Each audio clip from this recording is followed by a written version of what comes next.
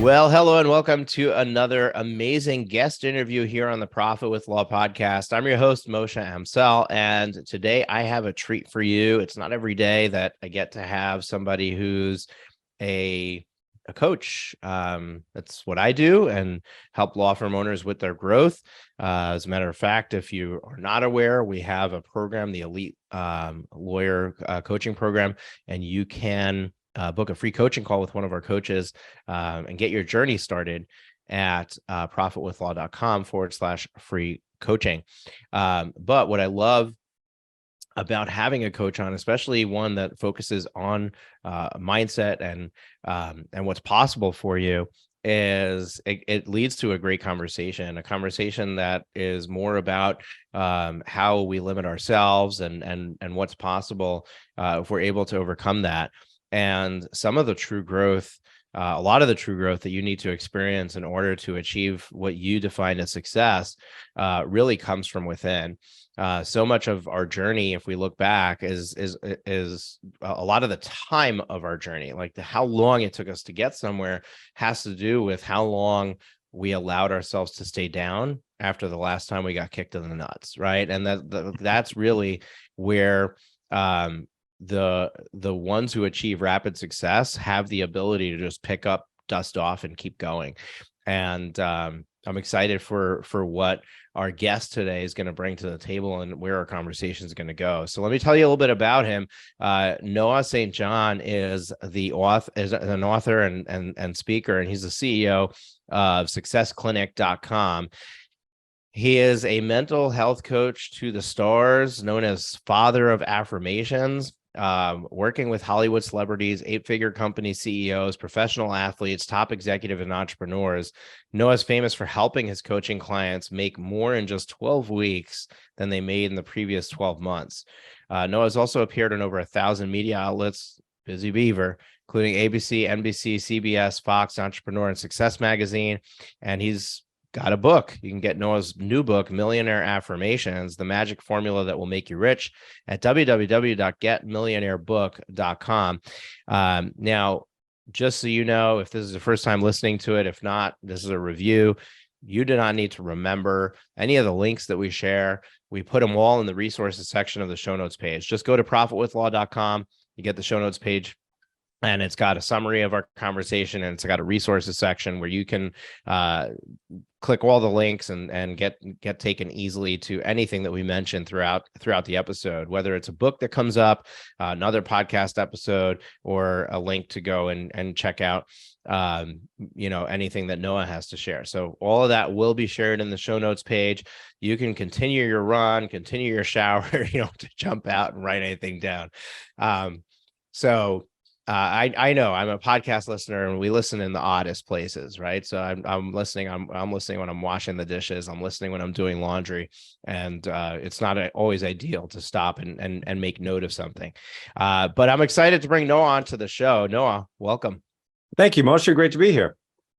It's also very nice to have you, and I really appreciate your giving your time and being willing to share with our audience today. So thank you for that. I always start with something simple. I mean, chances are a good portion of our listeners just don't know who you are. They never heard of you. So let's paint a picture for them. Who is Noah St. John? What makes you tick? And give us a little bit of your backstory so that they can get a picture, an idea of who it is that we're going to be spending the next 30 minutes or so with. Well, I appreciate that, Moshe. And to give you the very briefest of briefs, I grew up poor in a rich neighborhood, and I know that's a total cliche, but it's true. I grew up in a little town called Kennebunkport, Maine, which happens to be one of the wealthiest communities in New England. But my family was dirt poor. And I mean that literally, because we lived at the bottom of a dirt road in a drafty, unfinished home that my parents ended up losing to foreclosure when I was just 15 years old. So from a very young age, I was painfully exposed to the gap, the chasm between the haves and the have-nots. The haves was everyone else in the community. The have-nots was my family. Now, you hear these speakers, we've all heard them, they get on stage and they say, well, we were poor, but we were happy. We didn't know we were poor. Well, in my family, we freaking knew we were poor, because my mother, bless her heart, reminded us every day that we were poor and miserable. So no, it wasn't happy. It sucked. And so I hated that life of poverty and fear, lack, not enoughness. That's what I grew up with. But I saw right down the street, there's great wealth and abundance. So I literally said, since the time I was a little kid, how the heck do I get from here to there? And, of course, I didn't have anyone to help me. This was long before the internet. So I didn't have any resources. The only thing I had was the library. So I'm a nerd. I love books. I've always loved books and reading and studying and just researching. You mentioned I'm known as the father of Afformations and the mental health coach to the stars. I'm also known as the nerdiest nerd in the personal and business growth industry. I'm like the Sheldon Cooper of self-help. And so, I just went to the library, started reading all these books on self-help, all the classics, Dale Carnegie, Napoleon Hill, Stephen Covey. And I really, really tried to make them work, but I couldn't get them to work, no matter how hard I tried. And so at the age of 25, I was so depressed and frustrated that I decided to commit suicide. I decided to take my own life at the age of 25. Well, at the very last minute, my life was spared. Clearly you were unsuccessful. Well, my life was spared at the very last moment. It was, you could say, a miracle. But anyway, the point is that I realized, okay, I'm supposed to be here, but I don't know why. I don't know what is my purpose here on earth. And so I went on another long journey to find, what am I here for? What is my purpose? And it took me another 5 years. I went back to the library, read all the spiritual books of our time, the spiritual thinkers. And anyway, in 1997, I had two epiphanies that changed my life. And that really gave me my life's purpose. So that's what I've been doing these last 25 plus years now, is really helping people and teaching people, what I discovered, which was really what's missing in the traditional self-help industry or personal development industry. And as a result of that, as a result of my teachings, my clients have literally added over $2.7 billion over the last quarter century, meaning we've helped people add, business owners, entrepreneurs, as you mentioned, athletes and Hollywood celebrities. But literally people to add 6, 7, and 8 figures to their business in record time, doubling, tripling, quadrupling their income. And what's amazing about that is I don't teach you how to make money. I teach you why you're stopping yourself from making the money that you should be making and how to stop stopping yourself. So it's really kind of, it's very different from what, the gurus and everybody is teaching you out there. Not that they're saying something wrong, but there's something missing. And that's why so many people have gone to all these seminars and read all these books, and they come to me and they say, Noah, how come I spent all this money and all these gurus and I'm still stuck? And I go, well, because they left out all the good stuff. And that's what we help people with. So, all right. So I guess for the next 20 minutes, we're going to be filling in what all the stuff is that's missing, right? Well, as much as we can. Yes. So don't keep us in suspense. What is the big revelation? What is the big missing ingredient or missing component that you discovered and that you're able to help people with, that everyone else is skipping or we're missing in what we're reading? Well, yes, absolutely. So, the biggest epiphany that I had 25 years ago was a condition that didn't have a name. And so I had to give it a name. And so let's take a step back for a moment. So think about, for everybody, listening and watching the program, think about your goals, right? Because that's what we're talking about. We're talking about your goals. We're talking about your dream, your lifestyle. What is it? Really, why'd you get in business in the first place, right? And, people, when I ask people that question, they say, well, no, I want to make more money. I want to have more freedom. I want to have more time. I want to spend more time with my family, go on fun vacations, all of these things that we want. And of course, we want all these things, right? And so it really boils down to something that I just simply call the freedom lifestyle. That's why as entrepreneurs, as for law firm owners or whatever, of course, I work with all different types of industries, from health professionals to athletes to entrepreneurs and so on, across literally the whole spectrum. But the point is that, you did it because, you want that freedom lifestyle. So what does that really look like? Well, it really looks, the way that I've been teaching it for a long time is 4 elements. And those are time, energy, relationships, and money. All right. So if you look at time, energy, relationships, and money, that's what I call a freedom lifestyle. So what does that mean? So imagine if I gave you $1 million tomorrow and I said, okay, now here's $1 million, but you don't have any time to enjoy it. Does that sound like a great deal? And most people go, well, that doesn't really sound like much of a great deal. No, not really, And I say, okay, here's $1 million and you have to be miserable all the time. How's that sound? Well, that doesn't sound very good, right? And then how about, all right, here's $1 million and you have no one that you can enjoy it with. And you're like, well, that kind of sucks too. So you see what I mean? That's why when I put it in that way, people understand that those 4 elements of time, energy, relationships, and money are all very important, right? To live that freedom lifestyle. Again, you can call it whatever you want, just happiness, fulfillment, or whatever. We just call it that freedom lifestyle. So then the question becomes, okay, if that's what I want, then what's in the way, right? Why aren't I living that? Why have I spent all this money on all these seminars or books or self-help programs or whatever, but I'm still not where I really want to be? And so what I realized 25 years ago is that there's actually a condition that is causing that, that really didn't have a name before I gave it a name. And the condition is going to sound kind of funny. To some people, they listen and they go, that is weird, right? But then some people go, wow, that really makes a lot of sense. So the condition that I named is called success anorexia. Success anorexia. Now that might sound funny to some people, but I'll tell you, when I work with clients and they go, wow, Noah, that really explains so much of what I've been going through these past 10 or 20 years, even, or whatever it might be. And so think about it. You want the thing that you want, right? Whatever it might be. I call it your pot of gold at the end of the rainbow. That's your goal. That's again, as I say, time, energy, relationships, and money, whatever that looks like for you. Even though we all want the same thing, of course, it's different for each person, right? So it's the same, but different, right? So that's what you want. So then why aren't you there yet? So if you think about reaching your goals, okay, it's kind of like driving a car, all right? When we drive in our car, there are 2 forces at work. The first force is the driving force of your foot on the gas. The second force is the stopping force, or what I call the restraining force of your foot on the brake. One foot on the gas, and you have the gas, which is the driving force to move you forward, propel you forward, and then the restraining force of your foot on the brake. But what's so funny and ironic is that at the same time that we want those goals and we're going for them, we have our foot on the gas. Did you know that there are still these restraining forces that cause us to drive down the road of life with one foot on the brake? And so what the gurus are saying is, well, if you haven't reached your goals yet, just step on the gas harder. Just set your goals. Just think positive. Come on, get motivated. Walk on hot coals.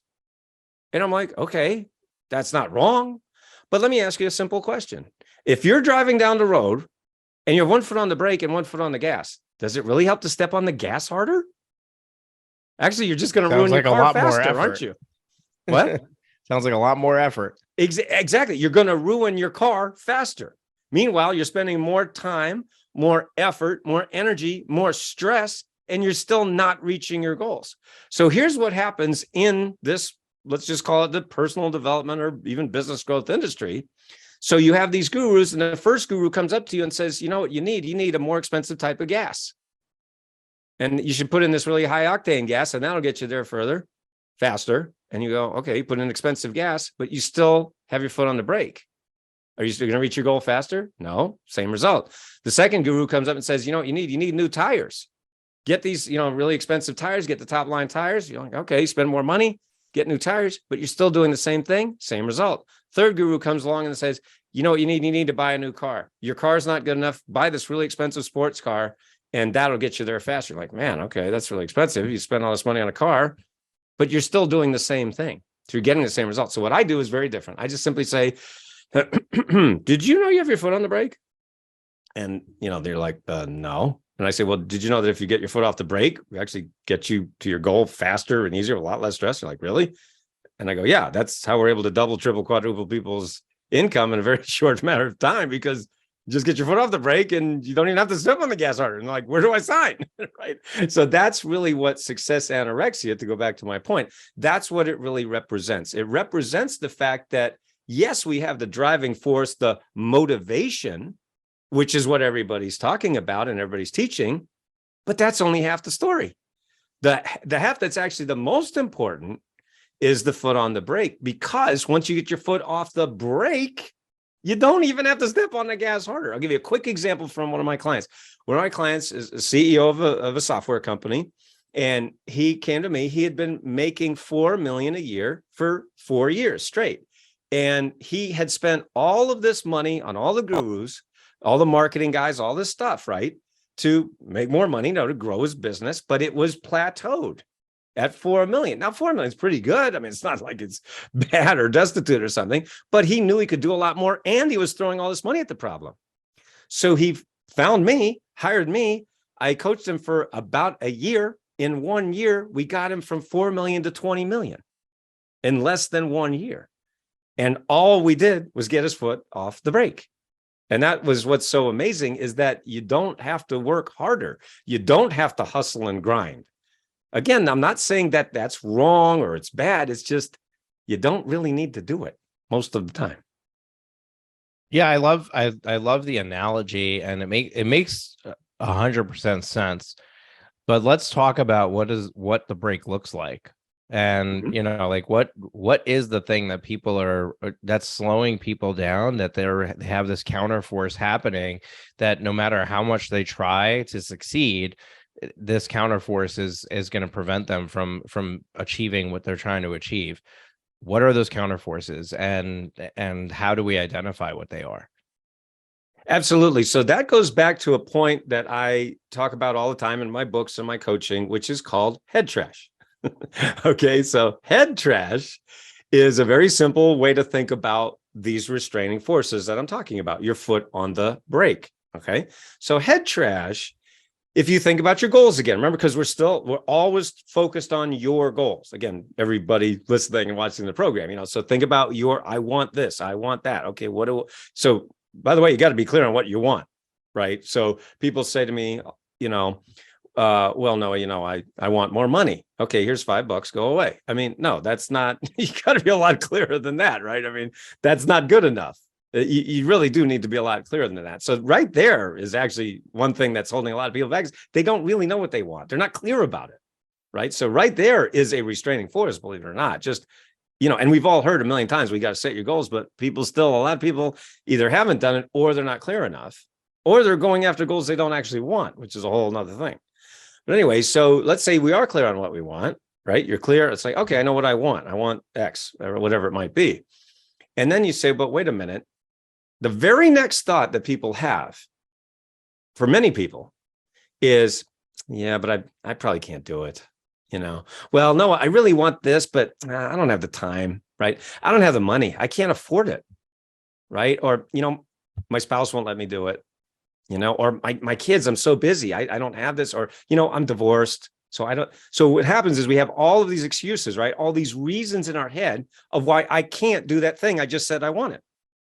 And you know what's so incredible? You always make yourself right. See, we humans have an infinite capacity to make ourselves right. So if you say to me, hey, Noah, I want this goal. This is what I want, but I can't do it because, then guess what? You're going to make yourself right. You're going to say, oh, I don't have the time. Okay, you don't have the time. Meanwhile, you and I have the exact same 24 hours in a day that Bill Gates and Mark Cuban and, Warren Buffett have. Everybody's got the same 24 hours. So that's a lie, right? That's a total lie to say, I don't have the time. Oh, but no, you don't understand. You're right. I've only coached 1,000 people on this. Of course, your situation's different. I don't understand. You see this is what we do. We just have these excuses, and they run constantly. And the reason that we do that is because the human brain's job is to keep us not dead. That's our brain's job. And when I say the brain, I'm talking about the reptilian brain. I'm pointing to the back of my head here, where the brainstem is. We have these, some people call it the croc brain, the reptile brain, the ancient brain, whatever you want to call it. It's the fight, flight, or freeze brain, right? It really only knows those three things: fight, flight, or freeze. And so the brain's job is to keep you not dead. So if you're going, think about this. This is a fascinating phenomenon that a lot of people don't talk about. But if you're going after your goals, right, by definition, you're going after change, something different, right? Because, you're here where you are right now, and I want something different. That's called change, right? If I'm making X, I want to make Y, or if I haven't started my business, I want to start my business, or I haven't written a book, I want to write a book, or whatever it could be, right? Or even it could be about relationships, right? Oh, I'm not in a relationship, I want to be in a relationship. Or I want to lose weight, right? I'm at this weight, I want to be at a different weight, whatever, you see? So it's not just money that we're talking about. And so, but by definition, that means change. So your brain instantly fights that. No. You don't understand, says your brain. I'm not dead right now. And if I do that, what if I end up and I'm dead? Now, I know that sounds silly, right? It sounds insane, but we're not talking about the front cortex of the brain, the intelligent part, so-called, of us humans, right? That's up here, the communication center of the brain that understands like, well, that doesn't even make any sense. No, we're talking about the fear-based part of the brain, which is the ancient one that is driving us. Why do you think so many people set goals and then don't do anything, right? Studies show that 80% of Americans set, New Year's resolutions, right? So New Year's resolutions, that's popular. I want to lose weight, I want to get organized, I want to make more money, whatever. But only 8% actually do anything about those. Why? Because of what I'm teaching right now, what I'm talking about. Because that represents change. Change is the one thing we humans want, and yet change is the one thing that we fear. So the very thing we want is the very thing we fear. That's why it's hard to make these changes sometimes. Yeah, I love that, and I love the concept or understanding of where it's coming from. Like, this is not something that is necessarily in our control to stop from happening. It's there and it's going to happen. We need to recognize that it's happening, and then we need to do something about it. Right. And what I want to ask you about is like, okay, I can already see that I need to do some inner reflection. I need to start recognizing when these things are coming up where I'm saying, yeah, but. Right. And I need to start recognizing those, right? But what is the strategy to overcome them? Is it just, okay, recognize that I have the yeah, but, shove it down and try to keep going? Like, and that's what they would tell you. Yeah. Right. No, and that doesn't work. That doesn't fly at my company. No, that's those clowns. I let them do success. You call it success anorexia. So yeah. I'm curious, like, is it because anorexia, is that because we're not feeding it or because we're vomiting it out? Well, like, we're starving ourselves of success. That's what it actually means. That's what again, I'm the person that discovered it, named this condition. And just so everybody's aware of this is a very important point. All right. The condition called success anorexia causes behaviors that we're all familiar with. Okay. A behavior is a symptom. All right. So I'm going to take a classic symptom or behavior. It's called procrastination. Yep. Right? Procrastination. That's literally 70% of the people who I've coached over the years. Procrastination is their number one habit that they say they want to change. They come to me with that complaint, that, gee, Noah, I know I could do so much more, but gosh, I just keep procrastinating. Right? That is a habit, right? It's a symptom. Okay. And so the point is that, well, so what, to your point of what I did was I created a system, a program that actually cures success anorexia. Since I'm the person who discovered success anorexia, I also created the solution for it, the cure. Now, we have an official name for it, and it's called. Where do we buy the magic potion? Exactly, it is. It's the magic potion. So it's called the Power Habit System. This is one of my books. It's called Power Habits, and you can, just go to Amazon and look at Power Habits or powerhabitsbook.com. That's the website. And so what I realized is that highly successful people, okay, meaning the 1%, right? The 1% highly successful, the people we all look up to and say, oh my gosh, there's an example of success, the Mark Cubans, the Warren Buffetts, the Bill Gates, and so on, right? They're doing these habits that are unconscious, right? They're doing, and in fact, the full title or name of the system is the Power Habits of Unconsciously Successful People. Okay, now what does that mean? And it sounds like a mouthful, but I'll break it down. It's very simple. So we humans, whenever we're trying to do a new habit or want to master a habit, right, we actually go through 4 stages of competency. The first stage is unconscious incompetence. That means you don't know you don't know. The second stage is conscious incompetence. That means you know you don't know.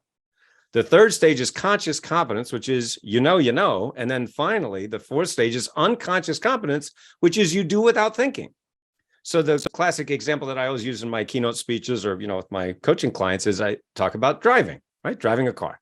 Probably most people listening to this program know how to drive a car. And yet all of us had to go through these 4 stages. First stage was you didn't know how to drive a car. Nobody comes out of the womb and says, hey, where's my car? Right? We don't know. And then the second stage is now you don't know how to drive a car. Oh, shoot. How do you drive a car? Man, all I have is a bicycle. you're 10, 12 years old, whatever. And you're like, shoot, I really want to get away from my parents. How the heck? I can't get far enough on a bike. I need a car, but oh man, I can't drive a car. Shoot, right? And then we go through that. It's like, I know I don't know. Then the third stage is, oh, you learn how to drive a car. Finally, you drive a car. And then, of course, now for most people listening to this program, unconsciously comment. You do without thinking. And that's what dozens of habits, right? Like speaking, reading, there are literally dozens of habits that we had to go through those 4 stages. Well, what I discovered and realized is that highly successful people went through those same 4 stages, but with this phenomenon called success. And so that's why so many people go to all these gurus and all these self-help programs and seminars, and the gurus are saying stuff that isn't wrong, but it also doesn't help you.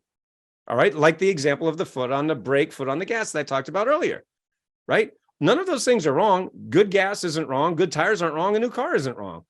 But it's not even talking about the problem that we have, which is right. I've got my foot on the brake. They didn't even talk about that. So I'm here going, hey, guys, why don't we talk about the actual problem that is causing every other problem? It's so funny because one of my coaching clients said to me literally years ago, one of my very first coaching clients over 20 years ago, he said, Noah, do you realize that your coaching is the only coaching that fixes every other coaching? And I went, yeah, you're right. It kind of does, doesn't it? And I was like, because that's it. That's what it does. So that's what the power habit system represents. It represents what highly successful people do unconsciously, because when you're unconscious of something, a lot of times number one, you don't really know you're doing it. And then number two, because of that, you can't really teach it. So going back to like one of the classics of self-help, which is Think and Grow Rich, right? Probably everybody listening to this program has either read or heard of Think and Grow Rich, right? It's a classic book. And what Napoleon Hill did over 100 years ago, he interviewed all these successful men. And of course, they're all men at that time, right? And he said, hey guys, so what do you do? What'd you do to become so successful? Well, I did this, and this. Oh, okay. So do this, and then you become successful. How come 30 million people read that book and not everybody's a millionaire? Because of what I'm saying right now. So a lot of people have said about my work that my work starts where Napoleon Hill's left off, because they're saying things that aren't wrong, but they also left out the 80%. So it's kind of like, well, it's not kind of, it is exactly like an iceberg, right? An iceberg is, as we all know, 5%, right, is visible above the surface. The vast 95% is below the surface. It's hidden. You can't see it. And as I always say to my clients, it's not the part of the iceberg that they saw that sunk the Titanic. It's the part they didn't see that sunk the Titanic. And that's what's sinking us too as humans. It's the part we don't see, the unconscious part. And that's what these habits really represent. And that's, again, why we help people get these rapid transformations, going like 4 million to 20 million in a year after he tried everything else, and many, many, many more like that. So it sounds like the solution is identify the thing that's slowing you down, and then overcome it by just doing it to the point where it becomes a habit, right? Mm-hmm. Now, is it the procrastination that's the break? In other words, is it just getting in the habit of overcoming procrastination, or is it the specific thing that's causing the procrastination? And yes. Sorry, go ahead. I'm sorry, I didn't mean to cut you off there. That's okay. I mean, the tail end of the question is simply, how do you create those new habits? Right. Absolutely. Okay. So keeping in mind, procrastination is a habit, a symptom, right, of a deeper problem. So what happens is people try to solve procrastination like this. Okay. And actually, this is the method that's taught out there. Okay. If you're procrastinating, stop doing that. Wow. Thanks. That's really helpful. Wow, man. Now I feel so much better. Right. I mean, that it literally doesn't mean anything. Right. And it's kind of like, like self-sabotage. That's another famous symptom out there, self-sabotage. There's lots of books written about that. I read every book about that. And every book basically said the same thing. Okay, if you're sabotaging yourself, don't do that. Thank you. Wow. I feel so much better. Wow. I'm so glad I spent $20 on this book. I mean, hello, you didn't say anything.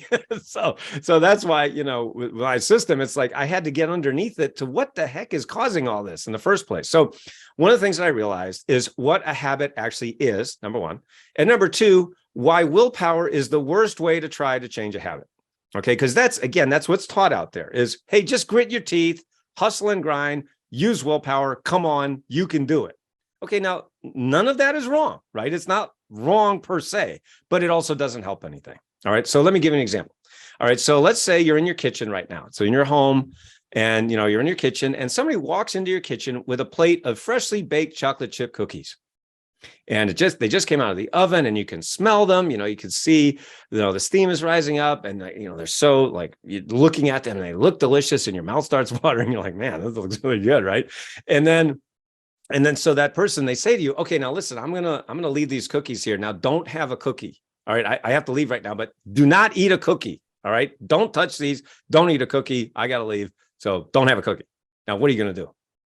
You're gonna eat 12 cookies, right? I mean, you're gonna wolf down the whole thing, because see, we humans don't like to deprive ourselves of anything, right? Whether it's somebody else telling you or us telling ourselves. So when you're saying, like, stop procrastinating, that doesn't mean anything to the brain. The brain goes, what are you talking about?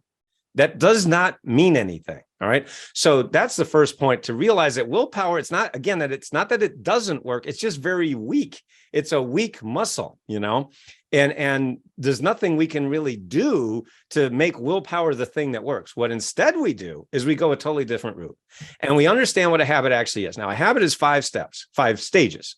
All right. And that is the cue, the routine, the reward, the craving, and the belief. All right. So I'll break that down. So the cue is the trigger that happens in the universe, in your life. So a cue or a trigger could be you wake up. That's a trigger. A cue could be you think about doing that thing that you should be doing. Because what's interesting about procrastination, just talking about this one particular habit, which is, a big thing for a lot of people, right? They go, okay, so I know that I should do this right now. Like, I should make that phone call. I should, maybe make a video. I should call that prospect or that client. I should write that report. I should do a blog post. I should do this because that would help me reach my goal, right? Or let's say if it's in weight loss or health, I should really eat better. I should probably exercise, right? If it's in your relationship, I really need to be nicer to my spouse, right? I need to find things, and instead of being so critical all the time, I really should, be nicer, whatever that looks like. You see what I mean? So again, not just money, but everything, right? So we know what we should be doing. And then what do? We do something else, right?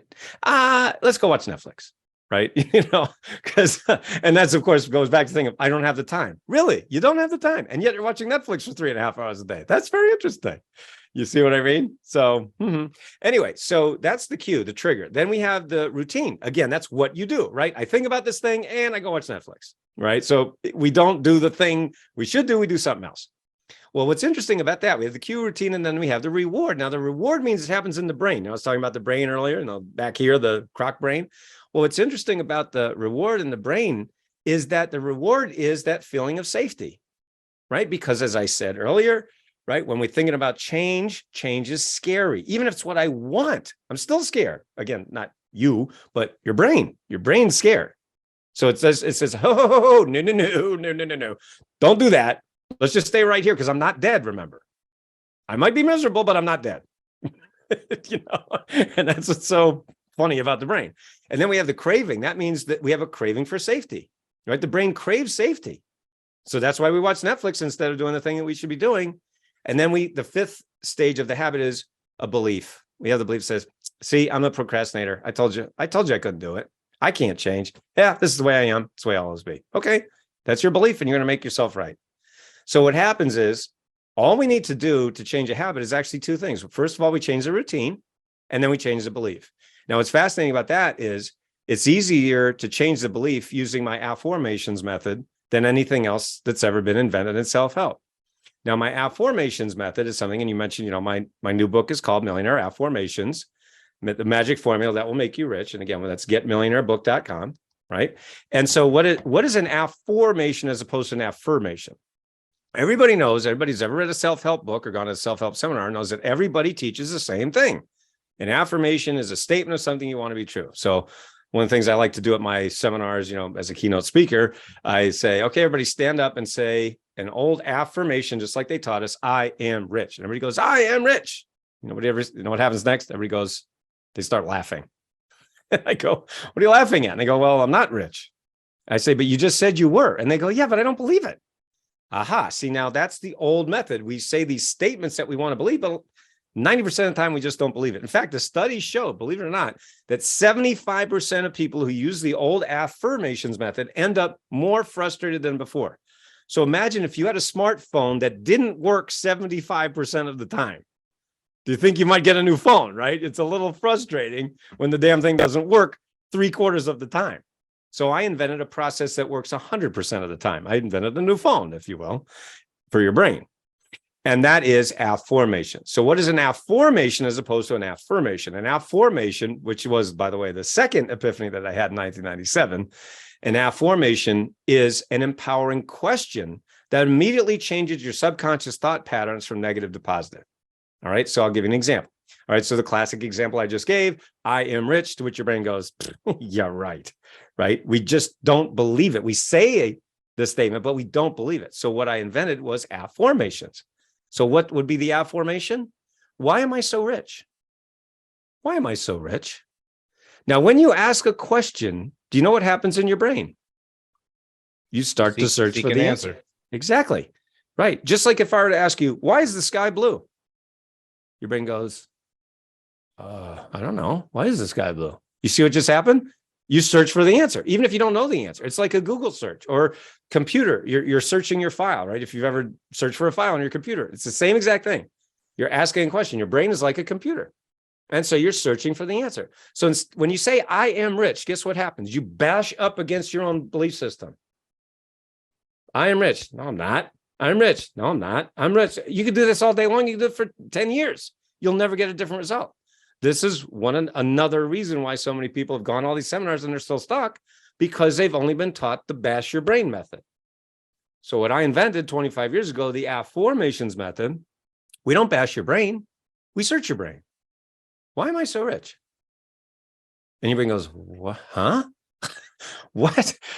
But what happens? You start to focus on what you have. And because of the law of sowing and reaping, which is an ancient law, it's been taught for centuries, as you sow, so shall you reap. But what are we sowing? We're sowing seeds of thought. And yet most people are sowing lousy thought seeds. And so what we do is we just change the seeds. Using my affirmations method, we change the seeds, we change the habits, we change your beliefs, thereby we change your results, and that's how we change people's lives. It's pretty incredible. So is this something like we're doing in the morning when we wake up and we have a list of affirmations that we're going through, and just kind of like we keep reminding ourselves of, what the questions we should be asking are? Yes. And by the way, with the Millionaire Affirmations, we also have the Millionaire Affirmations Journal, to your point of, what should you do every morning? And that's exactly what we do. We give you a whole year, and you should be, I call it my core 4 formula. You can do this in less than 5 minutes a day. The core 4 formula is reading, writing, speaking, and listening. So those are the 4 modes of human communication. We read, write, speak, and listen, right? That's how we humans communicate. So for 1 minute a day, in the morning, you read your affirmations. So you can, read my Millionaire Affirmations book. We have over 300 affirmations in there that can literally change your brain in 5 minutes or less. And then you write them in your Millionaire Affirmations journal.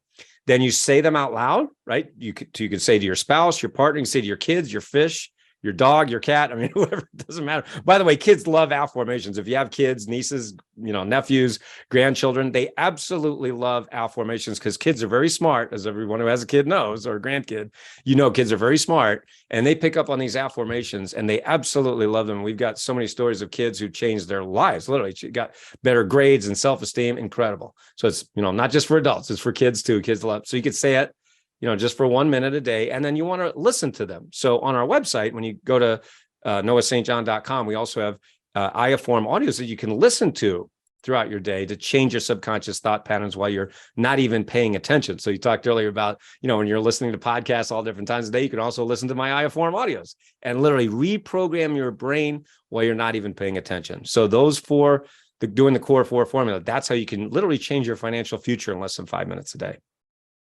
That's pretty incredible. And this was a great conversation. Though I really Thank you. appreciate you coming and sharing with us. And I mean, you had me you had me raptured the whole time. I usually am a lot more talkative on the podcast and Oh, interactive with my guests, but I mean, I just let you go because oh, it was really incredible thank you. to Thank you. unpack this with you. And I'm on the Amazon webpage right now looking at at your books, Yeah. and I'm sure my listeners will be doing the same. So, folks, I just want to remind you, we're going to link all that up in the resources section of the show notes page. You go to profitwithlaw.com to access that, or look in the description of the episode in your podcast player.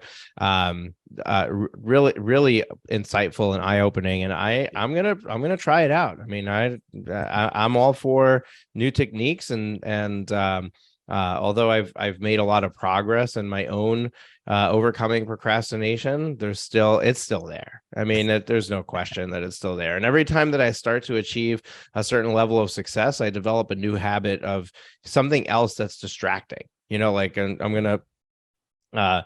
uh recently I can count on I got into a TV show series. I got into poker. I got into Mhm. like there's just Right. different things that I get into, and then I'm just spending hours and hours on that thing, which is Mhm. distracting me from my That's success. right. So That's right. I see it in my own practices, my own life, and I'm sure that a lot of other people are finding their own ways to relate to what you were sharing. So I encourage everybody to check it out, pick up the book, grab the journal, take it for a spin, and let us know. I mean, reach out to us, Yeah. let us know. Was this impactful? Did this change your habits and the way that you go about your life, and really start to move the needle on your success? This is sounds like it should work. I'll take your word for it, Noah.